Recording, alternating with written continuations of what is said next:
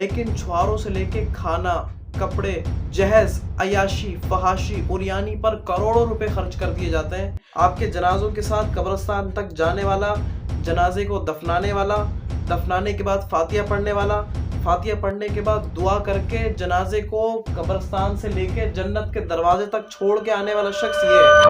अस्सलाम वालेकुम वरहमतुल्लाह। एक सवाल है, पिछले दिनों मुझसे एक बंदे ने किया। अब मैं उसके जवाब में बाकायदा पूरी एक वीडियो बना रहा हूँ। उस शख्स ने मुझसे एक सवाल किया था, मौलवी दीन को बेचता है, मौलवी ये तमाम इस्लामी सर्विसेज के पैसे क्यों लेता है, मौलवी तो दीन को बेच रहा है।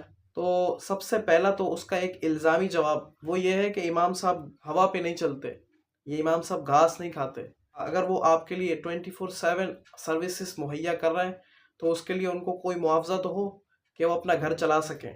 अगर वो ये भी ना लें तो फिर वो अपना घर कैसे चलाएंगे? ये तो हो गया इल्ज़ामी जवाब। अब बात ऐसी है कि कुरान पढ़ना पढ़ाना ये भी सवाब का काम है, लेकिन कुरान छापने वाली जो कंपनियां हैं वो आपसे बाइंडिंग के पैसे लेती हैं, आपसे कागज़ के पैसे लेती हैं, आपसे लेमिनेशन के पैसे लेती हैं। उनके ऊपर तो कभी एतराज़ नहीं हुआ कि ये दीन को बेच रहे हैं। हज करना सवाब का काम है, लेकिन ट्रैवल एजेंट्स आपसे पासपोर्ट के नाम पर, वीज़े के नाम पर बाकायदा किस किस मद में आपसे फीस चार्ज करते हैं और आपको उस मुकद्दस सफ़र तक पहुंचाते हैं। बहुत अच्छा काम है, लेकिन उनके ऊपर ये कभी भी एतराज़ नहीं किया गया कि ट्रैवल एजेंट्स जो हैं वो दीन को बेच रहे हैं। शादी करना सवाब का काम है, निकाह करना आधा ईमान है, लेकिन छुआरों से लेके खाना, कपड़े, जहेज, अय्याशी, फहाशी, उरियानी पर करोड़ों रुपए खर्च कर दिए जाते हैं। मगर वो शख्स जो आपको लीगली सर्टिफिकेट मुहैया करता है कि आपका निकाह भी पढ़ाता है, बीवी के लिए शोहर को और शोहर के लिए बीवी को हलाल करता है, वो अगर 10,000 रुपये भी मांग ले तो लोगों की आंखें फट जाती हैं कि ओहो, इमाम साहब की 18,000 सैलरी, इमाम साहब ने 10,000 मांग ली। अगर हमने 10,000 दे दी, इमाम साहब तो याशी करेंगे फिर। आपको पता है मौलवी साहब आपकी नज़रियाती सरहदों के मुहाफिज हैं। आपके ईमान की फिक्र करने वाला शख्स ये है, आपके बच्चों को पढ़ाने वाला शख्स ये है, आपके निकाह पढ़ाने वाला शख्स ये है, आपके जनाजे पढ़ाने वाला शख्स ये है, आपके जनाजों के साथ कब्रिस्तान तक जाने वाला, जनाजे को दफनाने वाला, दफनाने के बाद फातिया पढ़ने वाला, फातिया पढ़ने के बाद दुआ करके जनाजे को कब्रिस्तान से लेके जन्नत के दरवाजे तक छोड़ के आने वाला शख्स ये है। लेकिन उसके बावजूद सिर्फ एतराज़ सिर्फ इमाम साहब के ऊपर, मौज़िन साहब के ऊपर क्यों होता है? क्योंकि वो सबसे कमज़ोर हैं। इस वक्त पाकिस्तान के अंदर कम से कम मज़दूर की सैलरी जो फिक्स की गई है वो 38 से 42 हज़ार के दरमियान है, लेकिन इमाम साहब हर महीने उसकी भी आधी सैलरी लेते हैं। उसके बावजूद आपको 24/7 सर्विसेज प्रोवाइड करते हैं। वो आपके लिए बंदा 5 टाइम नमाज भी पढ़ा रहा है, आपके लिए 5 टाइम मस्जिद में मौजूद भी है, आपके बच्चों को भी पढ़ा रहा है, आपके वज़ू खाने की सफाई भी कर रहा है, नल के टूट जा रहे हैं तो प्लम्बर भी वही है, अगर कोई लाइट ख़राब हो जाती है तो इलेक्ट्रिशियन भी वही है, सारे काम आपके करता है। तो वो ये बात डिज़र्व करता है कि आप उसकी सोशली, फाइनेंशियली, वर्चुअली सपोर्ट करें।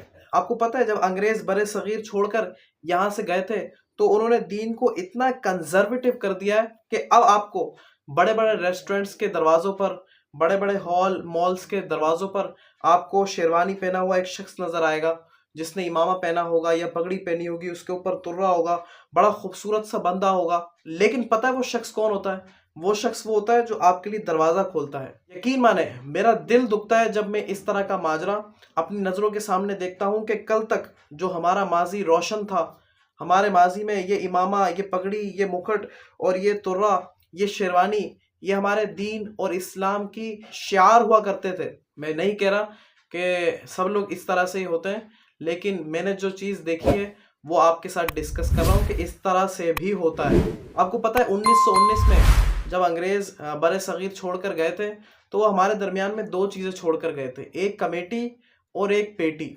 आपको किसी कॉलेज के बाहर पेटी नज़र नहीं आएगी, आपको किसी यूनिवर्सिटी के बाहर पेटी नज़र नहीं आएगी, आपको किसी भी पाकिस्तान के इदारे के बाहर पेटी नज़र नहीं आएगी। ना कमेटी होती है ना पेटी होती है, सिवाय मस्जिद और मदरसे के। अकबर इलाहाबादी, जब आपने ये सारा माजरा देखा आपका दिल खून के आंसू रोया और आपने कलम उठाकर तारीख साज शेर जीनत किरतास फरमाया।